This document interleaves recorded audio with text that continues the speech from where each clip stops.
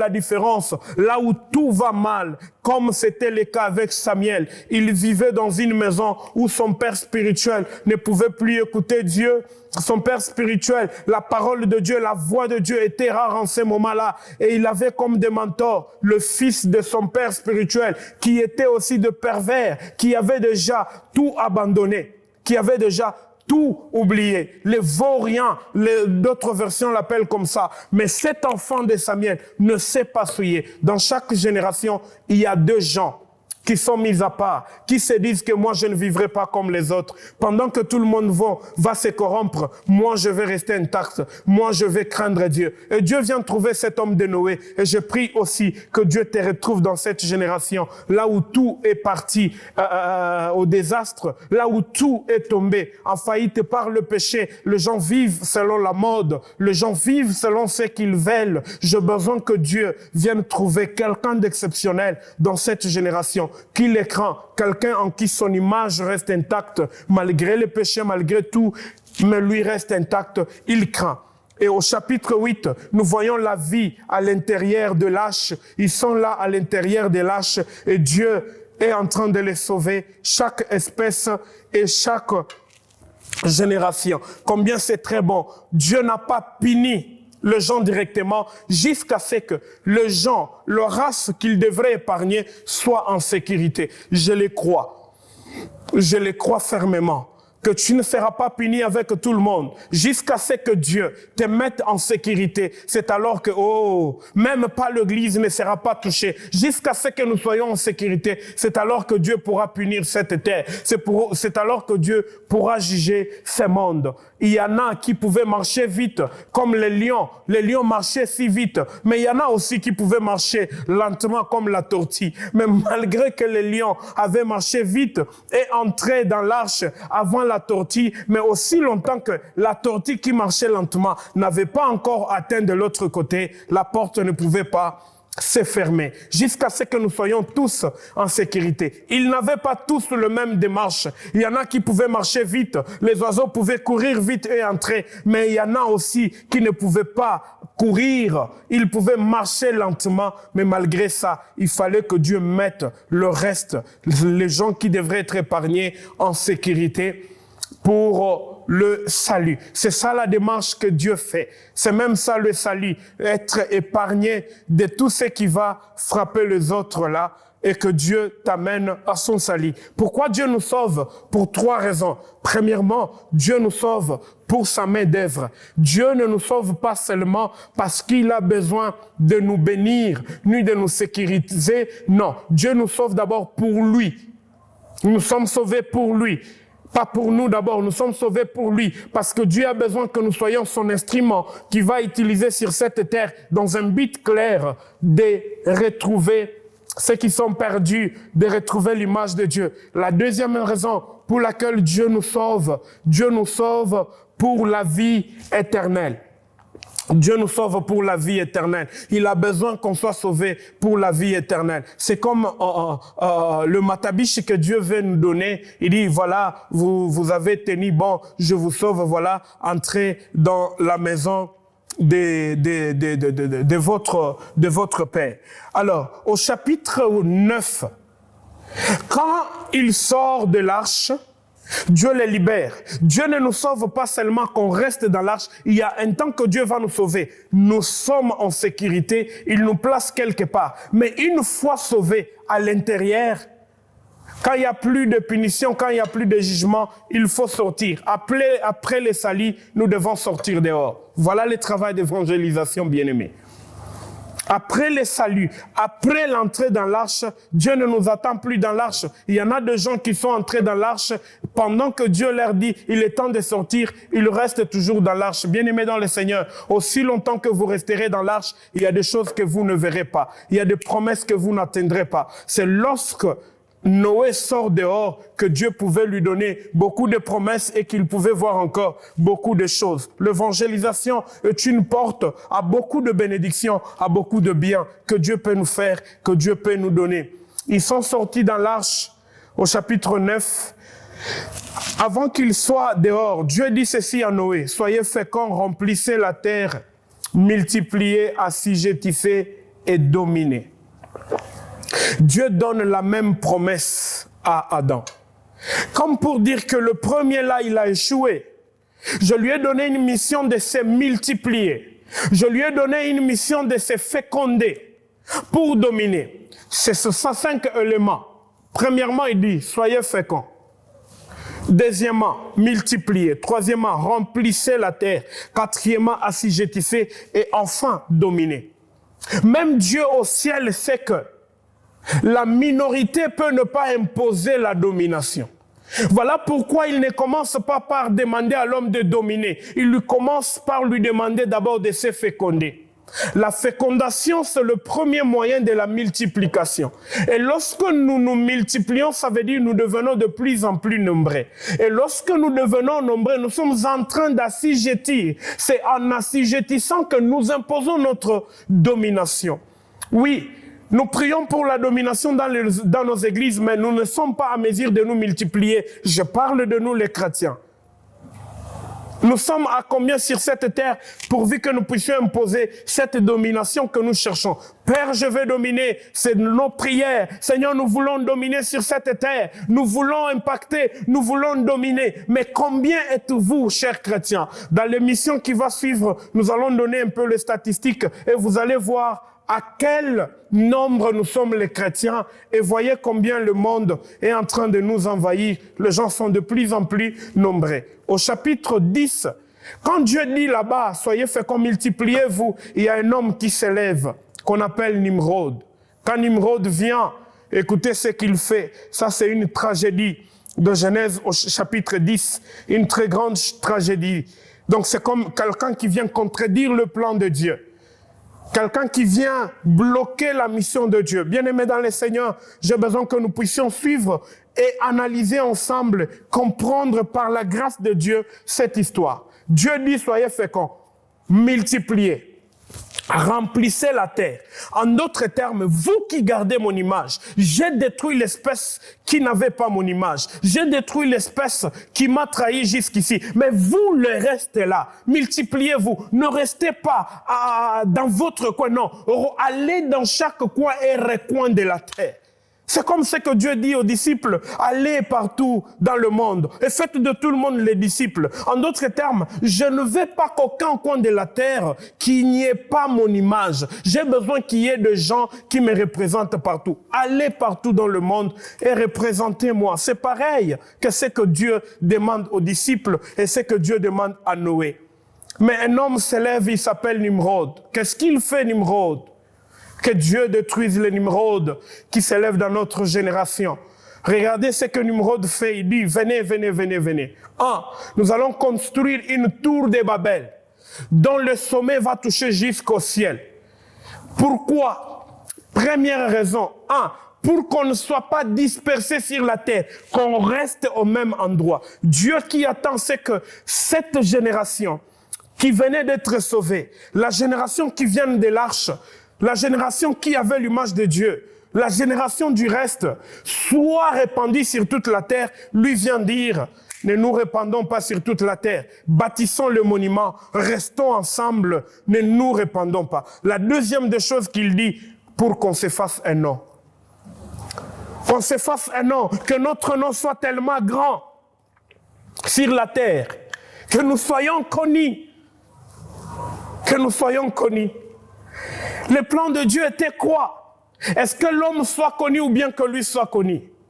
Dieu, en cherchant ce que l'homme se répande sur la terre, il ne veut pas que l'homme soit la star qui sera connue et applaudie. Mais Dieu veut plutôt que l'homme qu'il a créé à son image soit le reflet par lequel tout le monde va voir qu'il y a un Dieu au ciel. Pendant qu'on va le voir vivre différemment, qu'on se dise pourquoi il vit comme ça? Parce qu'il est de la race de ceux qui craignent Dieu, de la race de ceux qui appartiennent à Dieu. Et c'était comme ça. Mais ici, Nimrod dit, bâtissons une tour pourvu que nous soyons connus. Bien-aimés dans le Seigneur, est-ce que nous pouvons mettre d'abord un point et nous allons finir par là pour notre mission d'aujourd'hui? Est-ce que nous pouvons d'abord nous mettre en tête ces éléments? Nimrod dit, pour qu'on ne soit pas dispersés, restons au même endroit. La deuxième des choses, il dit, faisons-nous un nom. Que nous ne soyons pas dispersés et faisons-nous un nom. 1 Corinthiens chapitre 10, le verset 31, qu'est-ce que Dieu dit? Fais tout pour la gloire de Dieu. Quoi que tu manges, quoi que tu fasses, que ce soit pour la gloire de Dieu. Mais ici, Nimrod est en train de dire, pour nous, pourquoi nous bâtissons de si grandes églises? Combien d'argent aujourd'hui sont investis dans l'évangélisation? Combien d'argent aujourd'hui sont investis pour que les gens se répandent sur la terre, afin que Dieu soit connu partout? Mais combien d'argent mettons-nous dans le bâtisse? Mettons de grands bâtiments. Pourquoi ces bâtiments-là? Aussi longtemps que le monde reste sans connaître Dieu, mais nous allons nous concentrer à bâtir l'église terrestre et non pas le royaume des cieux. Combien d'énergie, combien de temps, combien de force, combien de gens nous mobilisons pour bâtir ces temples-là, pour bâtir ces églises? Je ne suis pas contre la construction, mais est-ce que c'est la priorité ou l'essentiel? Entre un monde qui est en train de se perdre et la construction des églises, qu'est-ce qui est si important?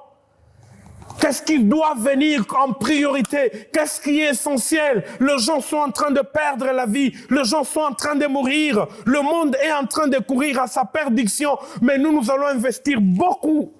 Nimrod, dans mon époque, qui est en train de se concentrer, à beaucoup bâtir. Et quelle est l'idée cachée derrière? Que les gens soient réunis au même endroit, qu'ils ne sortent pas.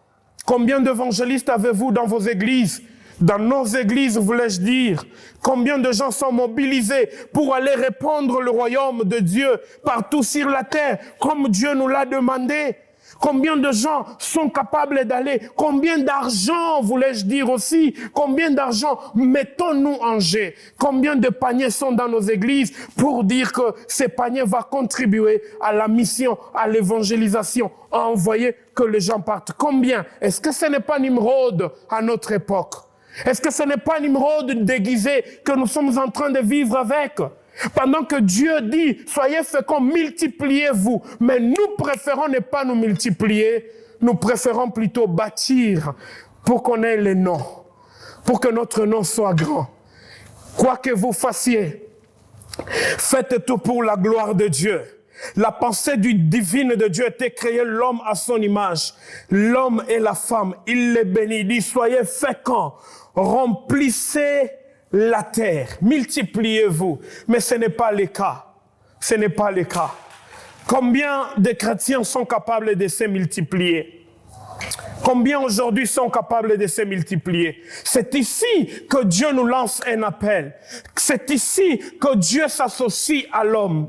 C'est ici qu'Ésaïe chapitre 6 est en train de dire quelque chose que Dieu est en train de demander à tout le peuple. Qu'est-ce que Dieu demande? Ésaïe chapitre 6, verset 1 à 8. Ésaïe est en train de voir une très grande vision. Et Dieu qui dit, qui enverrai-je? Qui ira pour nous? Qui est-ce que je vais envoyer? Ça veut dire que le besoin de Dieu est maintenant d'avoir quelqu'un avec qui il peut collaborer afin de retrouver l'homme et de lui redonner l'image que l'homme a perdue. Cette image que l'homme a perdue. Dieu associe l'homme. Il lui dit, viens, j'ai besoin de travailler. Voilà pourquoi 1 Corinthiens chapitre 3 verset 9, Paul est en train d'insister et il dit quoi? Nous sommes ouvriers avec Dieu, co-ouvriers avec Christ. C'est que nous travaillons ensemble. Nous sommes ensemble avec lui. Nous travaillons ensemble dans ces champs. Dans ces champs de chercher l'homme, de retrouver l'homme. Parce que le plus grand problème de l'homme, c'est les péchés. Ce n'est pas le diable. Le diable n'est pas notre affaire. Le diable n'est pas une menace pour nous. Si au ciel, c'est le comme Dieu qui l'a bloqué, et sur la terre, le comme Dieu doit le bloquer. S'il n'a pas pu régner au ciel, parce que le comme Dieu, celui qui ressemble à Dieu, était là, Michael, et il l'a jeté, et sur la terre. Si on retrouvait les gens qui sont comme Dieu, qui sont à l'image de Dieu, croyez-moi bien aimé dans le Seigneur, le diable sera réduit à néant. Voilà pourquoi Dieu nous associe à cette mission. Chercher l'homme perdu. Qui enverrai-je? Ésaïe crie envoie-moi, envoie-moi. C'est ce qui se trouve dans Genèse chapitre 11 et 12. Qu'est-ce qu'il y a au chapitre 10 de Genèse? Lorsque ils commencent à bâtir la tour de Babel, Dieu vient les confondre. Dieu vient créer une confusion. Ils se séparent. Ils se partagent. C'est le début des nations. Et ces nations qui se dispersent là, il n'y a aucune nation qui appartienne à Dieu. Toutes ces nations-là, ce sont des nations étrangères. C'est les gens qui sont partis, les gens qui ont désobéi à Dieu. Au chapitre 11, Dieu doit commencer un travail. C'est quel travail que Dieu doit commencer? C'est un travail de trouver aussi une nation par laquelle on va les connaître sur la terre. Voilà pourquoi il appelle Abraham. Quitte ton pays. Va-t'en de ta patrie vers la nation que je te montrerai. C'est Dieu qui appelle Abraham. Et je rendrai ton nom grand. Dieu ne bénit pas Abraham parce qu'il va simplement quitter. Genèse chapitre 18. Genèse chapitre 18. Il y a quelque chose que Dieu nous révèle là-bas. Genèse chapitre 18. À partir du verset 18, et on va s'arrêter par là. Genèse chapitre 18, le verset 18. Qu'est-ce que la Bible dit? Abraham deviendra certainement une nation grande et puissante. Et en lui seront bénies toutes les nations de la terre. Écoutez le verset 19 qui est meilleur. Car je l'ai choisi, afin qu'il ordonne à ses fils et à sa maison après lui de garder la voie de l'Éternel en pratiquant la droiture et la justice, et qu'ainsi l'Éternel accomplisse en faveur d'Abraham le promesse qui lui a été faite. C'est qu'Abraham a des promesses. Dieu lui promet, je vais faire quelque chose. Je rendrai ton nom grand. Mais ici, Dieu nous explique comment ça va se réaliser. De quelle manière Dieu va bénir Abraham. Il dit, je l'ai choisi. Premièrement, il y a plusieurs nations. Abraham doit aussi me donner une nation. Une nation qui doit me craindre. Une nation par laquelle on va me connaître. Une nation par laquelle mon nom sera glorifié. Il doit me donner une nation. Et s'il me donne cette nation-là, je vais enfin accomplir toutes les promesses que je lui avais faites. Voilà un peu cet appel déguisé d'Abraham, un appel évangélique déguisé, un appel missionnaire déguisé, dans le but de donner à Dieu une famille parmi tant d'autres nations. Exode chapitre 19, verset 5. Qu'est-ce que Dieu est en train de dire? Exode chapitre 19, le verset 5. Écoutez ce que la Bible dit. Maintenant, si vous écoutez ma voix, et si vous gardez mon alliance, vous m'appartiendrez entre tous les peuples, car toute la terre est à moi. C'est que le besoin de Dieu est aussi celui d'avoir une nation qui lui appartient. Et c'était quelle nation? C'est la nation d'Israël. Que Dieu nous bénisse abondamment. Nous allons voir quelle est la mission d'Israël, qu'est-ce qu'Israël devrait faire, afin que nous puissions comprendre aussi l'Église. Parce qu'en Nouveau Testament, Dieu travaille avec l'Église, avec une mission qui lui est appropriée. Et dans l'Ancien Testament, Dieu aussi travaille avec une Église en forme d'Israël, avec une mission précise qu'Israël devrait faire. Que Dieu vous bénisse abondamment. J'aimerais prier, Seigneur, bénis ton peuple, que ta volonté s'accomplisse. Donne-nous ces cœurs-là, ces cœurs évangéliques, de nous répandre, de retrouver ton image, afin que tout ce que tu nous as promis soit accompli. Je prie pour ces cœurs, je prie pour ces frères, pour cette sœur, pour ces papas, pour cette femme. Seigneur Dieu, bénis tout en chacun et donne-nous le courage de comprendre le problème du monde et de savoir qu'il y a quelqu'un qui est venu résoudre ces problèmes. Jésus-Christ de Nazareth, au nom de Jésus. Amen. Que Dieu vous bénisse.